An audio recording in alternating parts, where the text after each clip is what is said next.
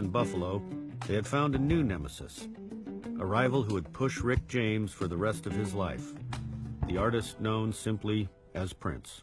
Rick was the one who chose him to come out and open up on his tour because he was released from the Rolling Stones tour because they didn't care for him that much.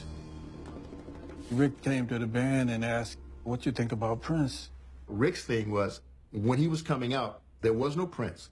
Now, Prince had some records. Prince was a little softer, but that shit was funky.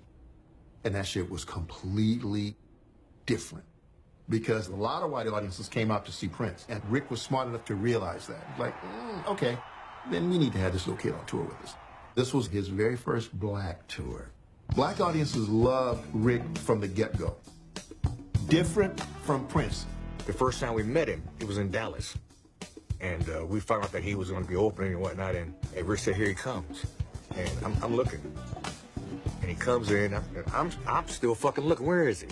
I'm thinking the cat's got to be like 5'9", maybe 6 foot tall. And this little bitty son of a bitch walks in there and said, "God damn, he's tiny." He was down here. And he had on pink high heel fucking shoes. Stunning. That little dude, that's Prince. You know, us being so tall, I mean, he seems like a dwarf, but he was so powerful on stage, you know? I liked the son of a bitch. He was funky as hell to me. But Rick used to get mad because I remember him saying, "That little motherfucker got me working hard."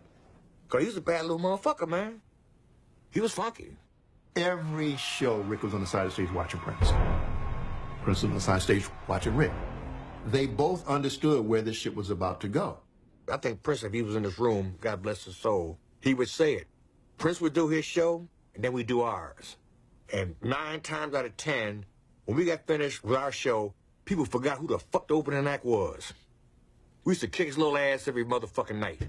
I mean, we blowing up shit on stage, pyrotechnics and shit, bitches and whatnot. We had ballerina dancing shit for us, man. You can't do that. Damn, who was opening up? Oh, yeah, that was Prince. They would forget when we got through with that ass.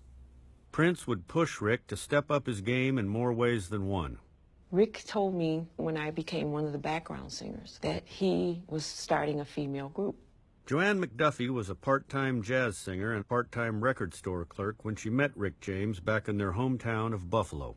Female groups at the time, you know, there weren't a lot of them. The biggest thing that came down the pike at that point was the Supremes. Rick's idea was to create a group of women that were not wearing the same dress and the same gloves and the same wig and the same shoes. He said he wanted to create a female group. And I guess he put forth that idea to Prince, and Prince did it first. Prince produced the all-girl group Vanity 6. Rick, he's pretty pissed about that.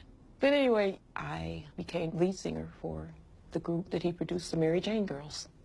Prince also started up another band around one of his childhood friends, The Time, featuring Morris Day. Rick answered with his own group, Process and the Do-Rags. Everybody in the house tonight who feels that you do what's right, put your do-rags in the air and wave like you just don't care. Whatever Prince was doing, we had to do better. A lot of people don't realize that motherfucker had Rick working his ass off. I remember that